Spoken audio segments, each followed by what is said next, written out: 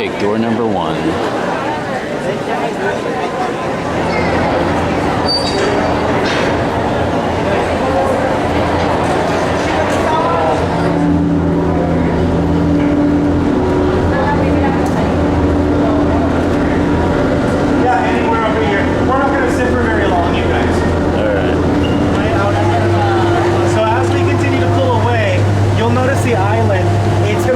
The snow globe view of New York. You don't get to see it anywhere else. The Brooklyn Bridge is to the right before we get too far away from it, you guys. That's right in front of us, the Brooklyn Bridge. And obviously Brooklyn's on the other side.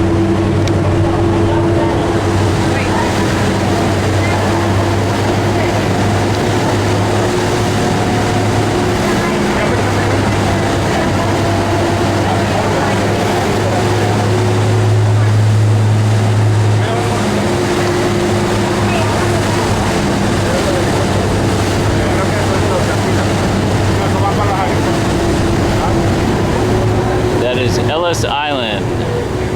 That's where many immigrants, including my grandparents, came in the early 1900s.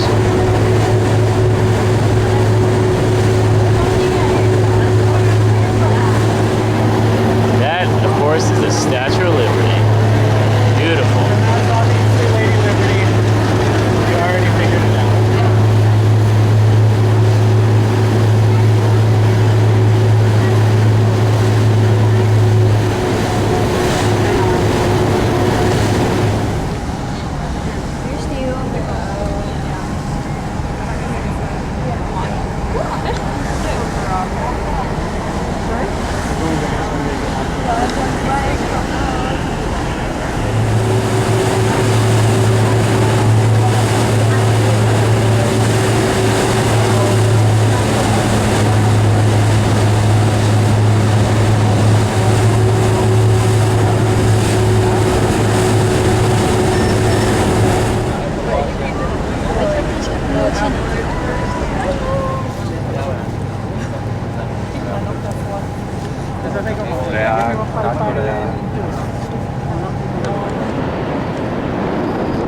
Fraunces Tavern.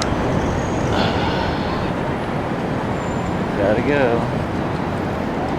All right, ladies and gentlemen, right in front of us is one of the oldest buildings in Manhattan. It's called the Fraunces Tavern. Now, it has been reconstructed twice, so whether you can actually call it the oldest when it's been reconstructed as many times as it has, not exactly, but this bar, at least the original version of it, was built in the early 1700s, was a tavern when the rest of this neighborhood looked very different. Our founding fathers in the United States had many of their secret meetings about breaking away from the British government and forming their own country right inside. Do they get drunk here? Oh, all the time. All right. Now, speaking of getting drunk, you'll notice George Washington's picture on the front. This is where they held his retirement party at the end of the American Revolutionary War. At the end of the night, so goes the legend, they got so drunk that they decided in the middle of the night he should be the king of the United States of America, forgetting why we broke away from the British Empire. There were a lot of upset with the royal family. However, when they sobered up the next morning, they're like, okay, maybe not the king, why not the president, right? So he came out of retirement to be the president of the United States for about 10 years, for an entire decade after his retirement, you guys. The building is still operational. You can drink on the bottom floor. Up top there is a museum. They recreate the banquet hall. Behind us is the Oppenheimer building. Used to be the home to Goldman Sachs. They're not inside anymore. However, when they built this property, they actually unearthed some treasures underneath the ground. So they built a couple portholes that you can look into the past a little bit. The one behind us, the smaller one, is actually a water well from the 1700s. It's an 18th century water well where a lot of the local community would have got their water from. Like I mentioned earlier on the tour, New Yorkers had a really hard time finding fresh water until we brought it down from the Catskills. So they would have tapped into the ground springs throughout the city in water wells just like this. And then the porthole to the other side, you guys, are the remnants of a bar that used to be down there called Governor Lovelace's Tavern. He was a governor when this is part of the British Empire. If you look through the portholes, you'll see part of the walls, part of the original structure. You'll also notice that the ground floor is about 3 feet lower than where we're standing now, which only goes to show how much they built this city on top of itself, multiple times going. Even older than the water well in Governor Lovelace's Tavern are this little gold rectangle over there. So we're gonna go into the property. So if you guys look on the ground, you'll notice a big golden rectangle. It's not just arbitrarily golden. It actually represents something that stood here about 400 years ago. Does anybody know what the name of this city was before we called it New York? New Amsterdam? New Amsterdam. And the Brits didn't live here. It was the Dutch. It was a small Dutch trading colony on the southern tip of Manhattan. Because it was a trading colony, they didn't really have federal buildings. There was no city hall, there was no courthouse. They had a tavern, and it used to sit right here, you guys. It was called the Stadthouse, and the Stadthouse would open every single morning. The judge would be like, okay, great. Do I need to arrest anybody? Do I need to deal with any legal disputes? And after he was done, he would bang his gavel on the table, and then they would drink for the rest of the day. Now, it wasn't that the Dutch was a bunch of drunks. There actually was one tavern for every 20 people in New Amsterdam. The reason was is it gets really cold here in the wintertime. And what warms you up a little bit better? Absolutely. So this one was like the most important tavern, and it used to be waterfront property. Before they filled in the coastline, the water used to be very close by, you guys. Now what's interesting is for a long time, they thought all traces of New Amsterdam were completely wiped out. When King George took over the city, it was thought that he bulldozed everything and built a brand new city on top of it. However, recent discoveries of maps of early New Amsterdam, or late New Amsterdam, early New York in the Royal Collection, you actually can put it on a current map of New York City. The one thing that stayed, not the buildings, not any of the historical monuments, but the grid street pattern south of Wall Street. They actually haven't redone the streets. So everything that pretty much exists from here to Wall Street actually goes back to the 1600s, you guys. 1624 is when they founded New Amsterdam. So right in front of us, you're gonna notice, well, hey, it looks like a trendy, fun place to eat. But the buildings look a lot older than obviously what's behind us. This is Stone Street, you guys. It's a protected historical district. The reason it's called Stone Street is because this was the first paved road in all of New York City. These aren't the original paving stones, these are replacements. However, this was the first one that they actually paved in New York. It used to continue that way. If you look at the ground inside the Oppenheimer building, you guys, what this street would have been once upon a time was factories, working class. A lot of immigrant workers would have worked down here. The top floors, they would have made the goods. Now that is the stock exchange. So right in front of us, you guys, is one of the most famous buildings in the world, the New York Stock Exchange. Built in 1903, thousands of people stood right where you guys are to watch them open the doors for the very first time. Now the idea behind the stock exchange actually goes back even further than that. The year was 1792. 3 years after we inaugurated George Washington as our first president, 24 business people here in early New York were like, look, we have a brand new government, brand new laws, brand new everything. We might as well make our business agreements with each other legitimate. So they teamed together to sign a document called the Buttonwood Agreement. Basically what that did is it set up the groundwork for what we call the New York Stock Exchange today. Now why'd they call it a Buttonwood Agreement? Well, because they signed it underneath a buttonwood tree. Now there's some really cool architecture attached to the building, so I'll break it down for you guys. Number one, underneath the giant American flag, which is not always there, it's just for Independence Day. There are 6 Greco-Roman columns. You'll notice these columns in a lot of our federal buildings here in the United States. It is not because we have like an affinity for Greek architecture, you guys. It actually is symbolic for how we formed our government. Once upon a time, this area belonged to the King and Queen of England. In 1776, we raised our hands in the air, got very upset at the king, and said, we don't want to be British anymore. And they signed the Declaration of Independence, and they went to war with England. Now, after the war, they ended up claiming their independence for real and forming their own country. They knew they didn't want to have a royal family. Now, it wasn't just that they were upset at King George. There was a history all over Europe of kings and queens inheriting the throne that didn't really belong ruling a country and doing horrible things to their people. So they were like, let's elect somebody to run our country, and if we don't like them, let's kick them out of power. So they actually pulled a lot of ideas used by ancient Greece and ancient Rome and their governments to use in forming the United States government. So that's what the Greco-Roman columns are symbolic of. The stock exchange logo is plated in 24 karat gold, you guys, to represent the amount of money that goes in and out of the building. And on both sides of the logo are swirling vines. Those vines actually don't represent vines. They represent our two oceans, the Pacific Ocean and the Atlantic Ocean. And the idea is the breadth and width of the New York Stock Exchange from sea to shining sea. Now, one other fun fact about the building, the official address is 18 Broad Street. We are not on Wall Street, you guys. Common misconception is that the stock exchange is on Wall Street. Kind of. Half of the building is. That's Wall Street at the corner. But the official main entrance, the front of the building, is on a completely different street. All right, so welcome to Wall Street. Definitely probably not as exciting as you probably thought. Not only is it a Saturday, normally during the business week, you don't see a lot of like actual business people down here either. That all changed because of 9/11. If you look at the front, you'll see the building is tightly secure. You have to have very special credentials to get inside. And a lot of people do trade at home today, guys. They say that 90% of the trading done on Wall Street today is actually done on the internet. Only 10% of the trading still done on Wall Street is still done inside the building. So there aren't as many business people down here as there used to be. Now, can anybody guess why we call this one? Because there used to be a wall here. Oh, someone said it. There used to be a wall here.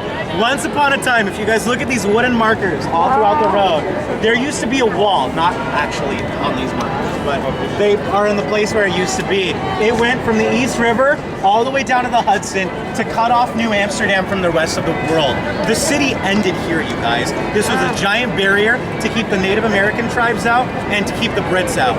Clearly the wall wasn't strong enough.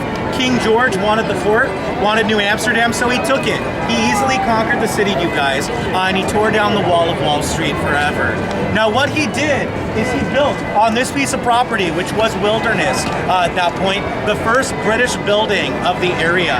Now this is not the original building, but the one that stood here was the original City Hall of New York. Because the Dutch didn't have any City Hall, King George knew they needed one. So he built it right outside the original boundary to show the world that the British Empire didn't have any boundaries, you guys. Now this building was so important to early New Yorkers that when we broke away and formed our own government, they hired an architect to turn City Hall into a building called Federal Hall. Right in front of us, not this building, but the original one that sat here became the original Capitol building of the United States of America. For 10 months, this is where our government existed from. This is where George Washington was inaugurated. That's why there's a giant statue of him. It's where the Bill of Rights, which would become the basis of our Constitution, was written. It's also where the Senate first met for the first time. Now, Congress didn't meet in this building.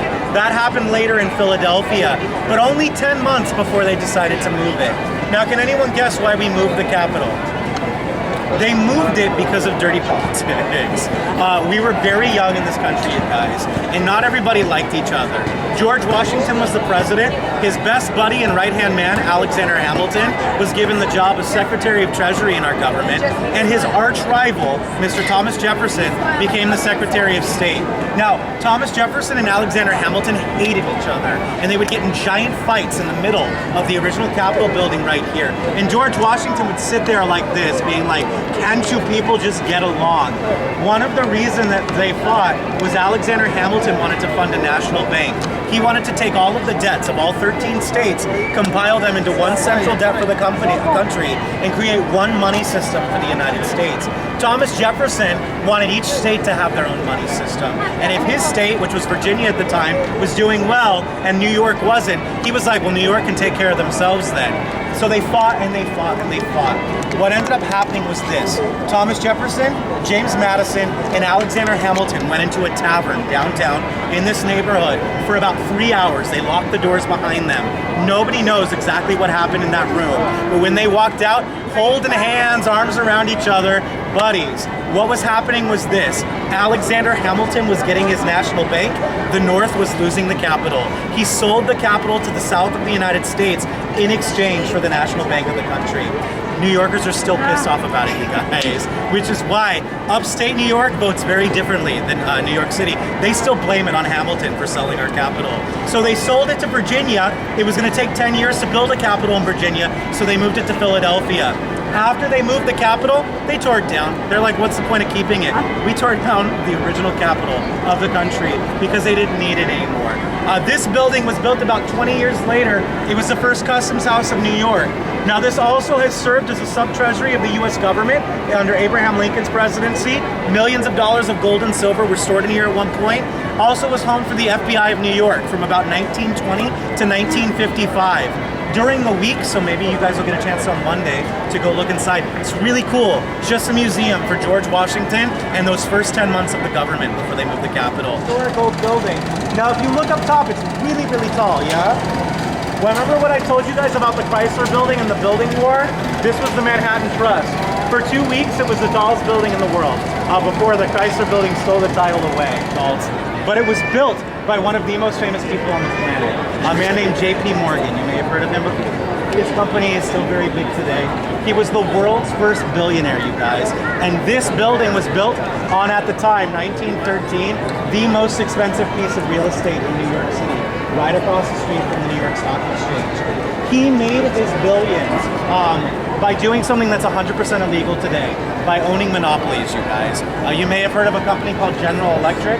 He owned that by buying out all of the smaller electric companies and saying, look, if you want to turn your lights on, you pay me to do it and I can charge you whatever I want. He also owned another monopoly called the U.S. Steel Corporation. U.S. Steel, if you wanted to build a skyscraper, you had to pay him, and he was the only option you had. People back then thought he was a really smart business guy. Today, he'd probably sent to prison or not doing what he did. But he was so wealthy, he bailed out the U.S. government twice with his own money. Once in the 1890s, once in 1907, literally saved this country from bankruptcy.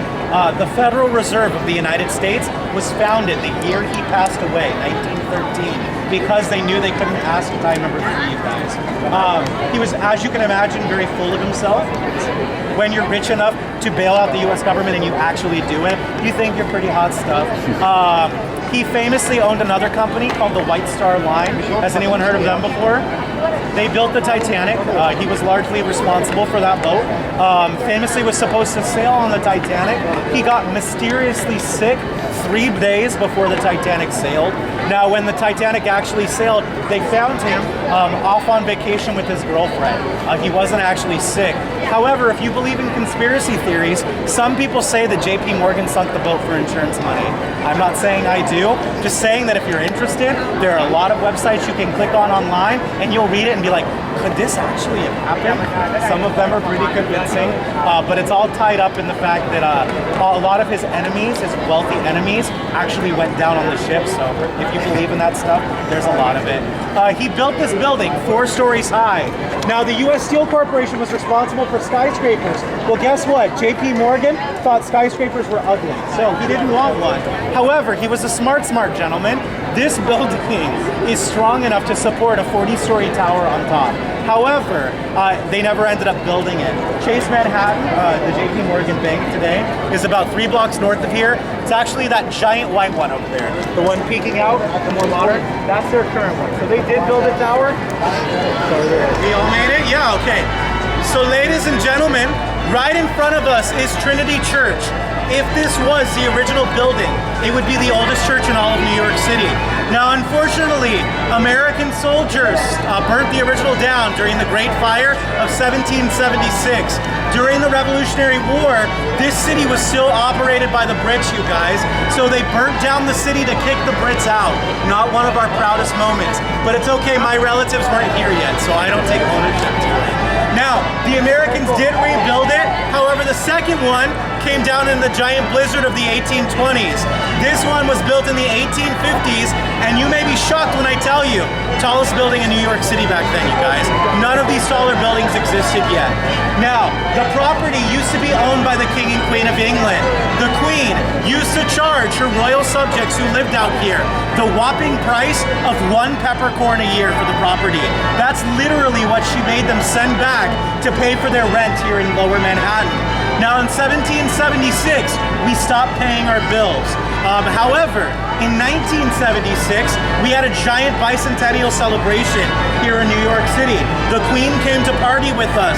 You would have thought it was her 200-year birthday, you guys. They put her on floats. They put her at big celebrations. Like, wait, this is not part of the British Empire anymore. Well, there was a giant celebration at Trinity Church. They handed her 2 bags. She opened it up. Guess what it was? Peppercorns! Rent for the last 200 years of the property.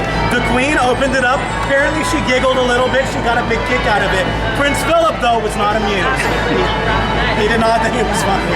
There's a plaque dedicated to the Queen and the Prince right in front of the main doors to the church, which we're not going to be able to get into, you guys, because they have a service that's going on at the moment. Now, the churchyard did used to be larger, shrunk over the years, but it is the oldest churchyard in all of New York City. Some very famous people are buried inside. I'm going to mention 2 of them. One is Robert Fulton, you guys. Does anybody know what Robert Fulton invented? The steamboat. Became very, very famous. Fulton Street is named after him. He's buried inside the cemetery. So is Alexander Hamilton. He's the only founding father buried here, one of the official 7. Like I said, he founded the Bank of the United States, and he famously was killed in a duel. Does anybody know who killed him? Aaron Burr. Aaron Burr. Who was Aaron Burr? The Vice President of the United States. Back then, dueling was 100% legal in the United States. The Vice President killed the Secretary of Treasury in New Jersey. The Vice President wasn't taken out of office. He wasn't charged with murder, you guys. It was like the Wild West here in New York. We are not allowed to do that anymore. We're gonna go down and see the charging pole. An artist by the name of Arturo Di Modica. He spent $360,000 of his own money building this statue as a gift to New York City. Now, I say gift very lightly because by gift, I mean he put it on the back of his truck in 1989 in the middle of the night. He left it right in front of the New York Stock Exchange, just left it on the middle of the street. Now, it was all over the news. People in New York thought it was so cool, but the city hated it. They impounded it, you guys, like a car that's parked in the wrong place. Now, there was so much public protest that people demanded they move it to this platform in the middle of Broadway, and it's been sitting there ever since. Now, the city still doesn't want it. If you had $5 million sitting in the bank, good for you, you could buy it. That's the current price tag, you guys. However, there are 2 catches if you purchase it, which is why the bidder in 2012 backed out. Number 1, it's iconic with New York City, so guess what? If you buy it, it stays right here. Number 2, the city pays to keep it clean and secure. You always see a very miserable cop guarding the statue. The city doesn't want to pay for that anymore. So as a private citizen, if you buy the statue, guess who pays? To clean it, to secure it, and to keep it in the middle of the street. Why you do, of course. So it's not just $5 million. It's $5 million plus a lifetime of paying to keep it here in New York. So nobody is sprung to buy it. It becomes, like I said, iconic with New York City. So it just stays here, and it's been sitting here for almost 30 years. The bull is anatomically correct, you guys. Now, you will see bratty teenagers grabbing the back of the bull, college students. You'll also see entire families. And that's because on certain parts of the globe, grabbing the backside of a bull is considered good luck for you and your family. So you'll see grandma, grandpa, little kids doing it. They really believe it's a good luck charm for them and their families, depending on where you're from. In fact, New York City lost 343 firemen total throughout the entire city of New York. Almost every single fire station lost at least 1 person, you guys. One of the biggest losses was there.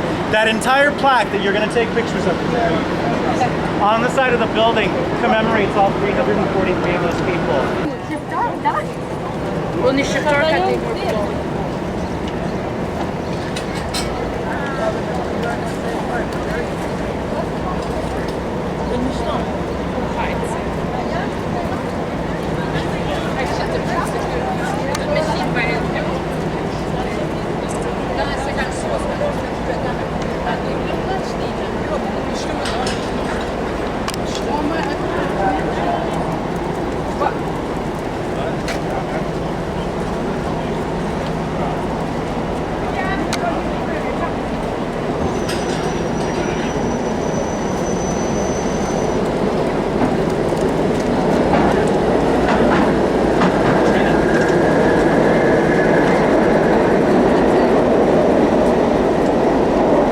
September 11, 2001, one of the worst tragedies in modern history happened right here where we're standing.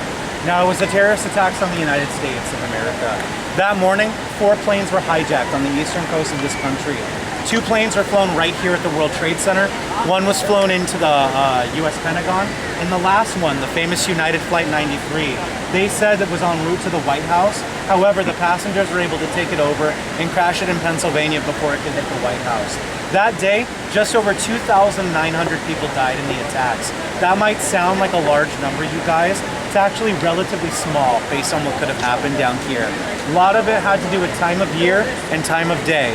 Number one, at the beginning of September, because tourism kind of rares until the end of August, a lot of companies won't approve a vacation time until September, early that year. So a lot of people were on vacation at that time, and the time of day. The North Tower, which used to be right in front of where the large tower is now, was struck at 8:49 in the morning. Most people hadn't even gotten to work yet. New Yorkers don't start work for the most part until 9, 10, even 11 o'clock in the morning. So they were able to actually curtail a lot of people before they even got to their offices. Now, when the first tower was struck, it was originally reported that a small, non-commercial airline accidentally crashed into the World Trade Center. They didn't know it was a terrorist attack. They didn't know what else was coming. So they did start a site-wide evacuation. There were 7 buildings down here. However, there are very scary videos in the museum, and you can also watch them on YouTube. The South Tower once stood right here, you guys. You can watch people inside that building about 9 o'clock in the morning evacuating. They're not running, they're not screaming, they're not panicked. In fact, a lot of them are annoyed they had to leave their offices, sipping their coffees, eating their bagels. They have no idea what's about to take place. Now, about an hour after the first tower was struck, the South Tower was also struck. It was struck lower. It ruined much more of the interior structure of the building. This was actually the first tower to fall that day, you guys. It only raged for about an hour before it fell to the ground.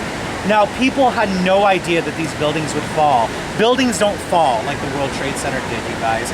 They thought they had all the time in the world to go up and down the towers to rescue as many people as possible. So they were very shocked when the South Tower fell, very shocked when the North Tower fell about an hour after that. By noon, both of the tallest buildings in this city had completely disappeared. Now, because so many firefighters were inside trying to rescue, there weren't a lot of people to go through the rubble after they fell. So all of the focus was on trying to get any living people out of the rubble of those towers. And the other 5 buildings on this complex were pretty much ignored for the rest of the day. There was a fire that started around noon in World Trade Center 7, which sat directly in the back of the platform. It raged for about 5 hours that afternoon. Nobody put it out. At 5:02, the steel finally gave way, and a 3rd tower fell that afternoon, you guys. 3 of the 7 towers disappeared on September 11th. Now, by the time they cleared all the rubble, they realized the other 4 were so badly damaged, it wasn't worth keeping anything. It made more sense to hollow it all out and start from the ground up. The first thing to reopen here is that smaller tower right in front of us, you guys. You'll notice the smaller tower has the same shiny glass as everything else here at the World Trade Center. That's because that's the new World Trade Center 7. It opened in about 2006, 2007. Technically, it's not on World Trade Center property. They leased a square plot of land just north of the World Trade Center because they couldn't legally build anything right away, and they needed to get people back to their offices. So technically, that was the first thing to reopen here. The second thing is this memorial we're standing in, you guys. It opened on the 10th anniversary in 2011. So right in front of us is the South Tower Memorial Pool, you guys. This commemorates both the South Tower itself, the people who died in the building, the people who died on all 4 planes, and the people who died at the U.S. Pentagon. The pit itself is an exact footprint of where the tower once stood. If you can imagine buildings almost as big as that tall tower behind us, standing in this footprint, they were massive. Now, the names on the side are not alphabetical. You have to look them up in a directory. They have strategically placed the names to try to give people a resting place near the people they knew and they loved. A lot of the ones on this side are first responders, but people who sat next to each other on planes are put together. People who worked in offices together are put together. Family members are put together. Now, if you look to the sides, you'll notice it's not just one waterfall. There are individual water jets, you guys. That is because there is a water jet for every single name on this memorial. It's meant to commemorate a constant stream of tears for every single death person who died. Now, the nameplates in the water, they get heated up in the wintertime so that the water never freezes. The names are always visible even during snowstorms. It melts the snow off. It's a very lovely tribute to these people, and there are 2 of them, one for each tower.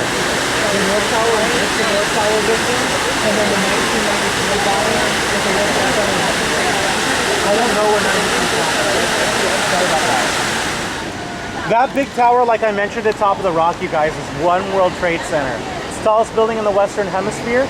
Stands at 1,776 feet high. 1776 is a commemorative height. That's the year we became a country, gained our independence.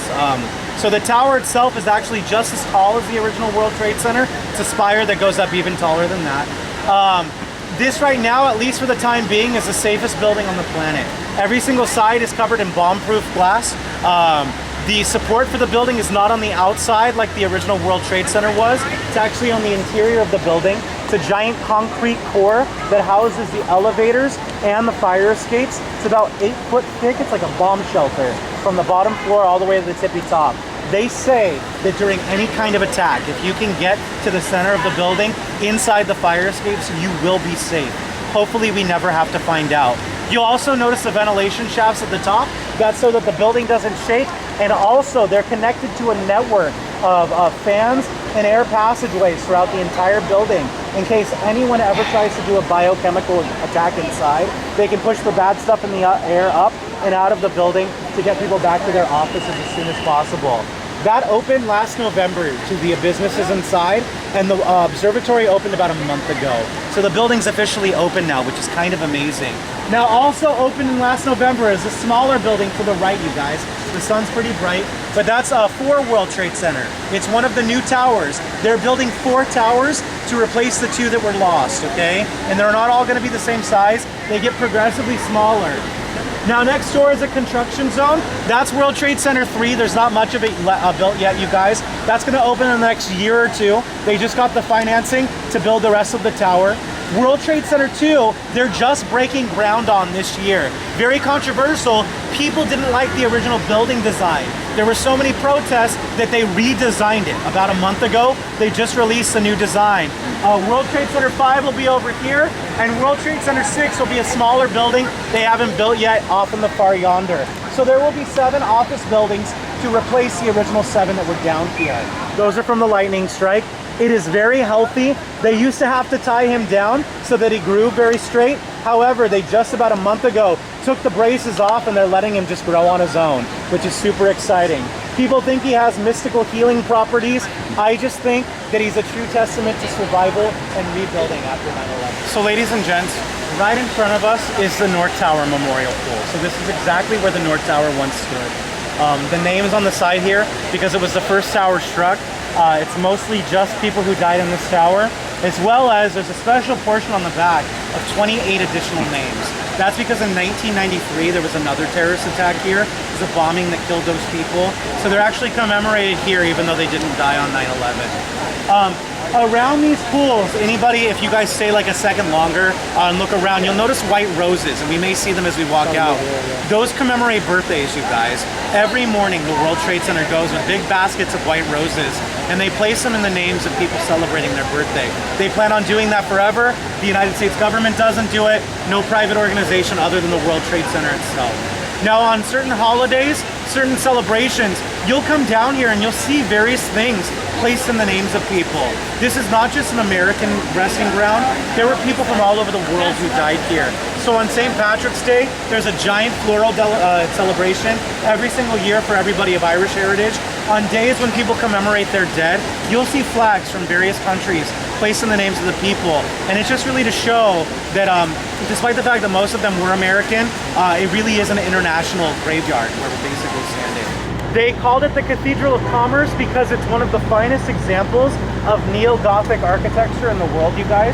It was a throwback to all of that Gothic architecture all over Europe. The building is made predominantly out of stone. That's not something you see a lot with skyscrapers, and obviously not from skyscrapers that are taller than this.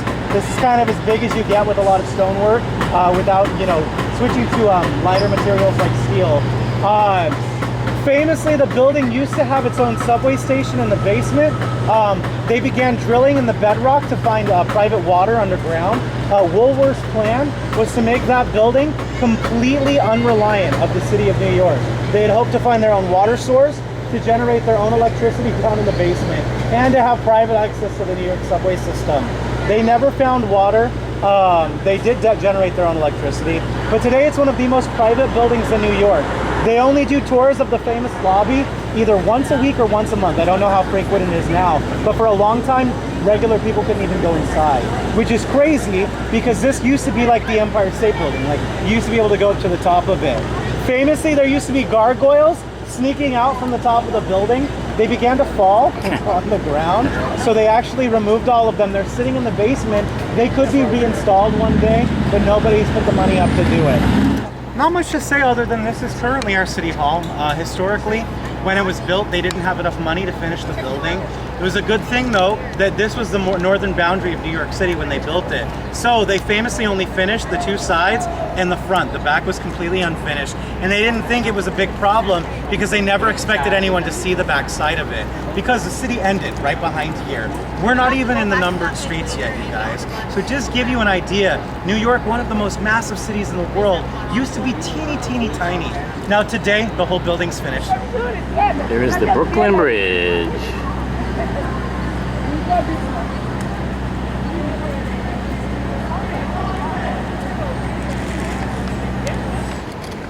And Law and Order is shot here by the courthouse.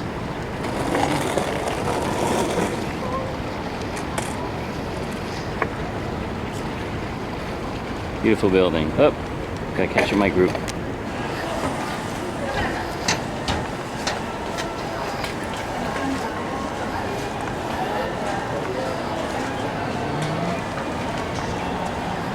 If you look at the buildings 1871. themselves, the buildings don't actually look Chinese. There's a lot of Chinese signage and overlay on top of it, but they're older than the Chinese settlement that exists here. Does anybody know what the neighborhood used to be called? 5 Points! Oh, 5 Points! Does anybody know what ethnic group lived in 5 Points? The Irish! Oh, the Irish! This used to be an Irish neighborhood. Does anybody know what famous Martin Scorsese movie is based on 5 Points? He just said it. The Gangs of New York, you guys. Starring Leonardo DiCaprio and Daniel Day-Lewis. So it used to be a very poor, very bloody Irish neighborhood. And it got so bad, you know that park where we were just at the restrooms at? That used to be where most of the neighborhood was. The city kicked the Irish out and they bulldozed half of it. Now as the Irish were moving, the Chinese saw an opportunity and they seized it. Very cheap rents. Now it started with one man. He was a Chinese immigrant by the name of Wo Ki, you guys.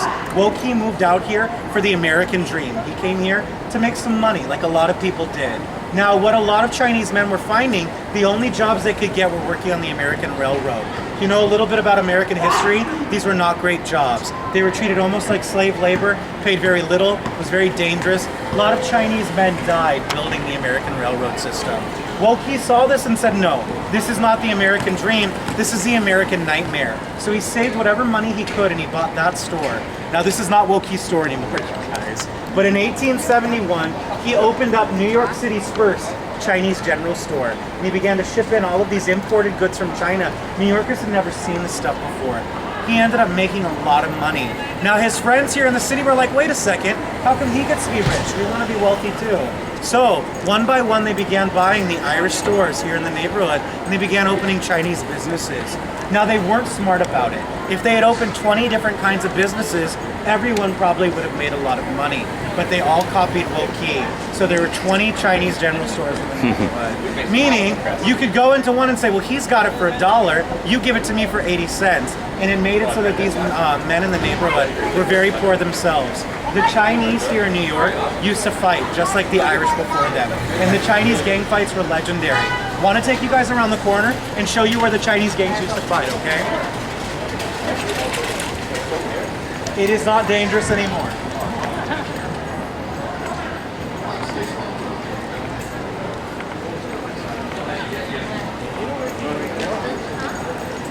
One really popular thing you can do in New York City, you guys, is eat in Chinatown. And there's a very kind of specific cuisine that's very popular at the moment. It's from Shanghai. They are dumplings filled with soup. Have you guys ever had Shanghai soup dumplings before? With the soup in the middle of them? They're very trendy in the United States right now, especially in New York. You can go to fancy restaurants and spend like $20 for a plate of them.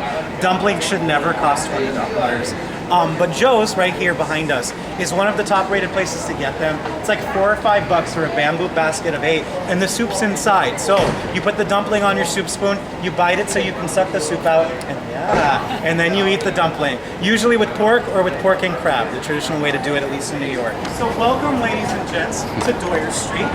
Doyers Street used to have a very horrible nickname. They used to call it the Bloody Angle of New York.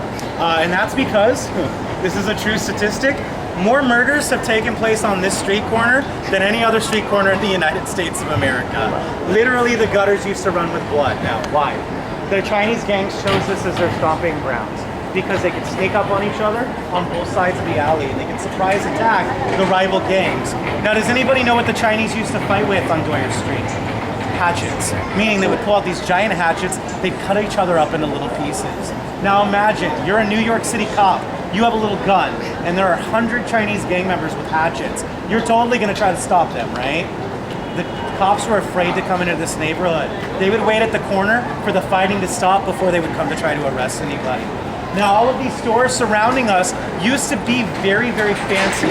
These were the opium dens of Chinatown, you guys. All of them used to be lavish opium parlors. Plush velvet on the walls, hand-carved wooden countertops, tables and chairs, things like that, run by the Chinese gangs. Very wealthy New Yorkers used to brave the dangerous neighborhood to smoke opium here on Doyers Street.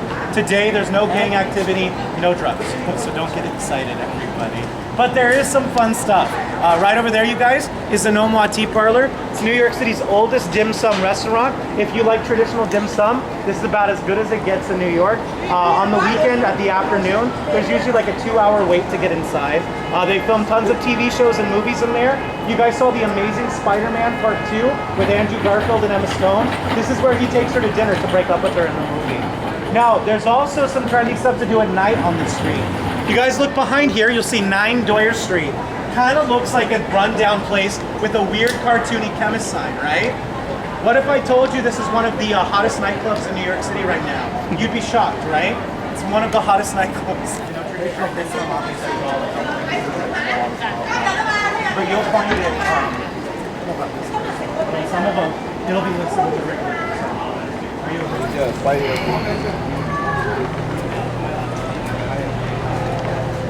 Chinatown does extend more down this way.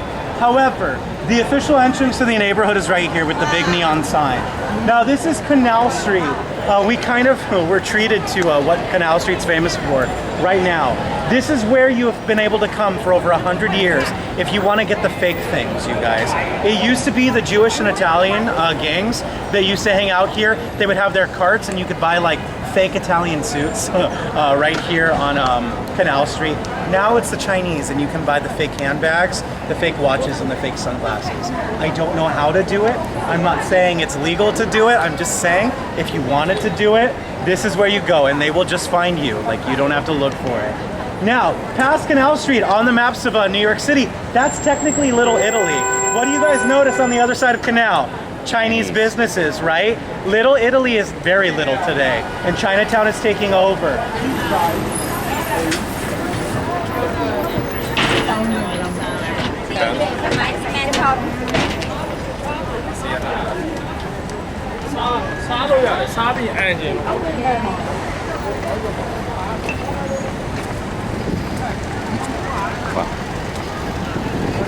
So we made it to Little Italy. There's a big giant sign that welcomes us, you guys. This neighborhood was founded in the late 1800s to be home to the Italian people that were immigrating here from Italy. It used to be 50 blocks north of Canal Street of Italian families, businesses, restaurants, etc. It's only about 7 blocks today, you guys. It has shrunk immensely, and it's not because the Italians were kicked out of their neighborhood. They left on their own accord. And a lot of it has to do with the dynamic of the Italian family. What's interesting is a lot of Italian families did the exact same thing. Some of them stayed local in Jersey, up in the Bronx, down at Staten Island, Brooklyn, Queens, but a lot of them moved to other parts of the US because their families got so big.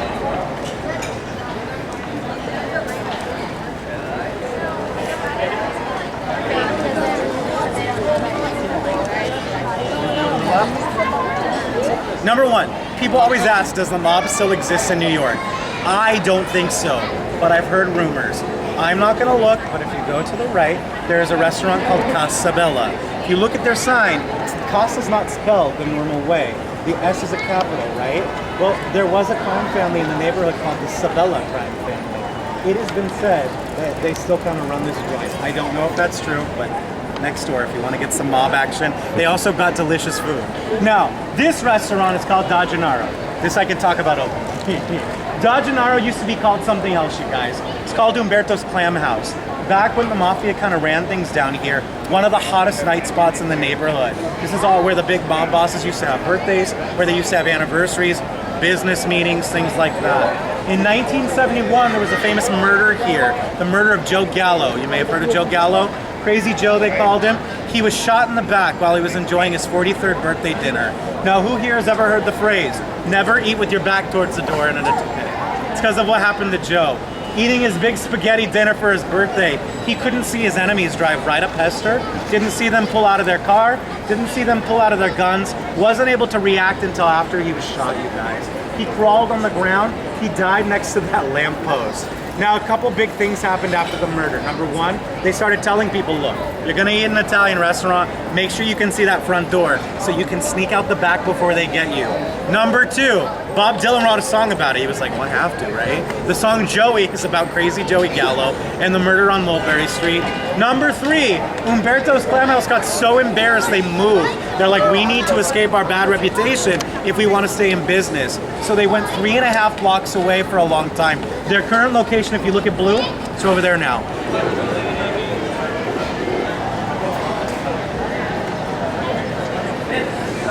This is Tommy the Nose. He is the partner here at Umberto's today. Very nice guy. Depending on what time of the afternoon you come out, he'll give you free wine if you come eat at this restaurant. Also really good stuff here. How are you, sir? Absolutely great stuff here. So a very big thing in Little Italy, other than the spaghetti, other than the pizza, other than the gelato, are the cannolis. New Yorkers love their cannolis. They claim to be the best cannoli in all of New York. I don't know if that's true, but they're absolutely delicious. If you don't know what a cannoli is, it's kind of like a rolled Italian cheesecake. So it's sweetened ricotta cheese in the middle. It's not cream cheese, but it's ricotta like you would get in a ravioli, but it's sweetened with sugar. It's got chocolate chips, usually powdered sugar on top. It's really good. You guys should totally try one. This is my favorite street in the entire neighborhood, you guys. And the reason I say that is because some of the oldest businesses, I talked about businesses shutting down, are holding on, like tooth and nail to stay open. So I want to point them out. The Oliva Dairy right in front of us, they used to be the oldest cheese store in New York City.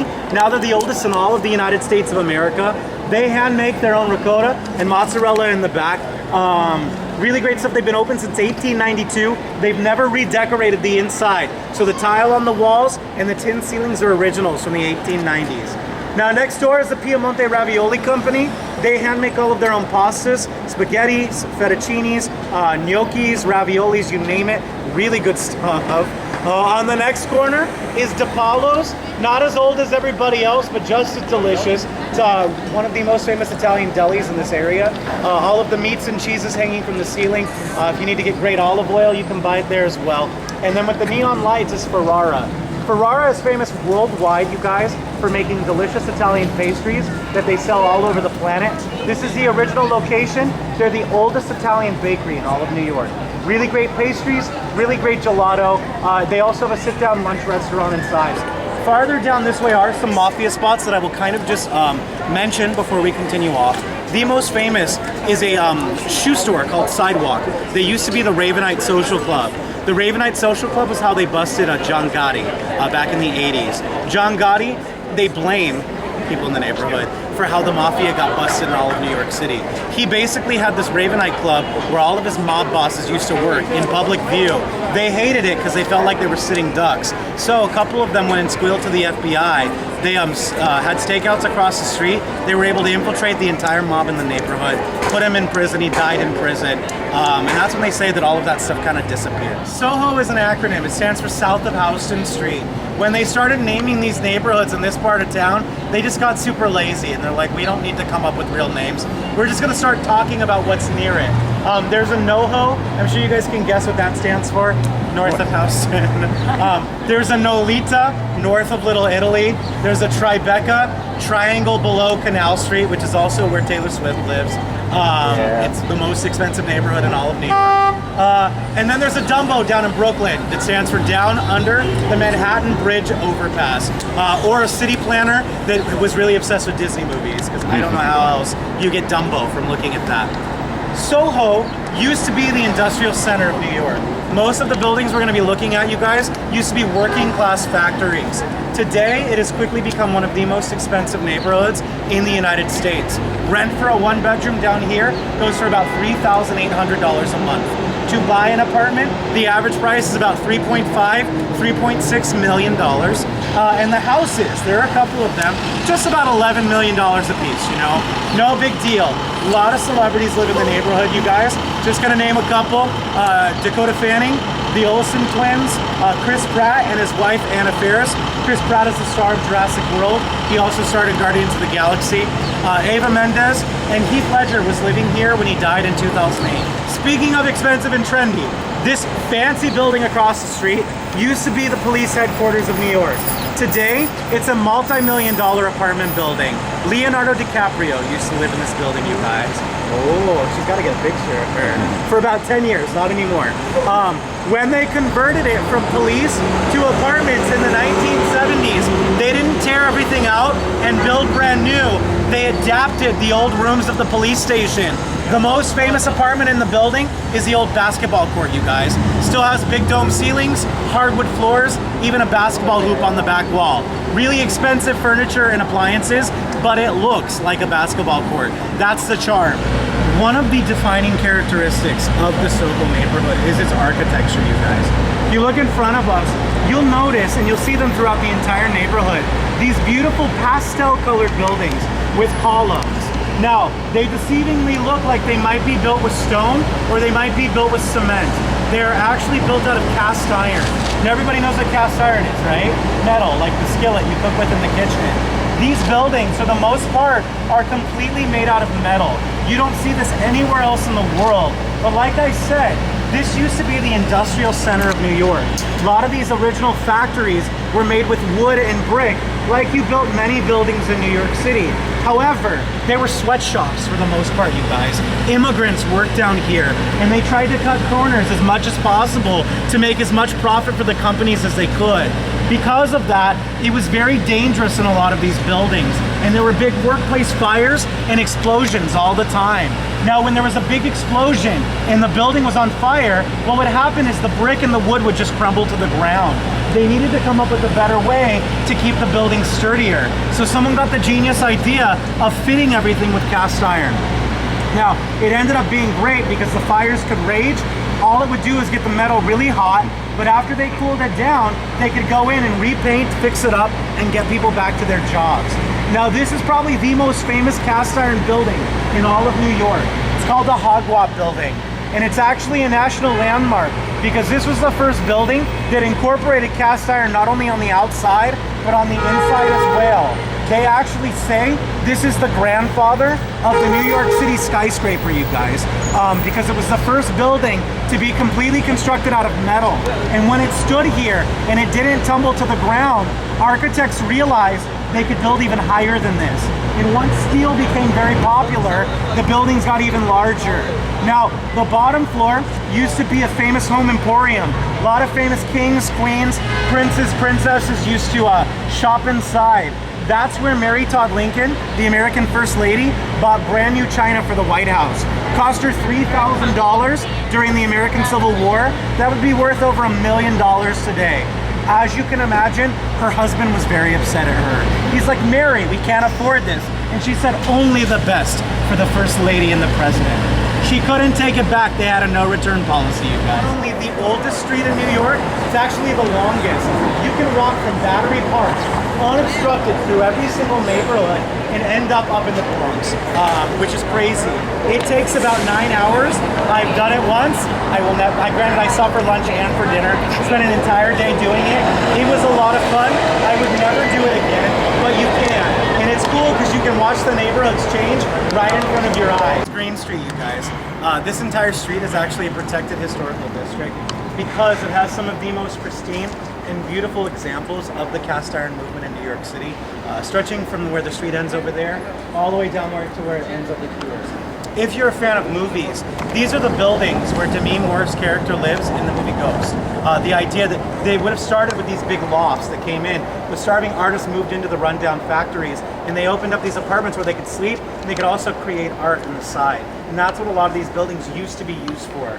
So even before the big factories in the neighborhood, this part of Manhattan once was a residential, believe it or not, like neighborhood full of just houses. You can see them if you look hard. Anytime the buildings get shorter, you guys, usually around 3 stories with 3 windows across, these used to be houses. And before the taller buildings were built, there were just rows and rows and rows of these houses. The one that's been landmarked is the Crocs store. We're gonna walk right by. The city makes them keep it very clean, very pristine. But the idea of the beautiful brick on the front and the wood paneling on the sides is very characteristic of what the entire neighborhood looked like in the late 1700s. Ladies and gentlemen, this is our last stop. Let's get a big giant Yes. She's like, I mean, get out of here. Now, of course, they're going to be one-of-a-kind places.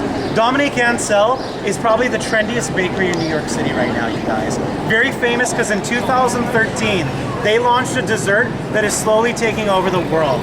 Have you heard of the cronut before? yes.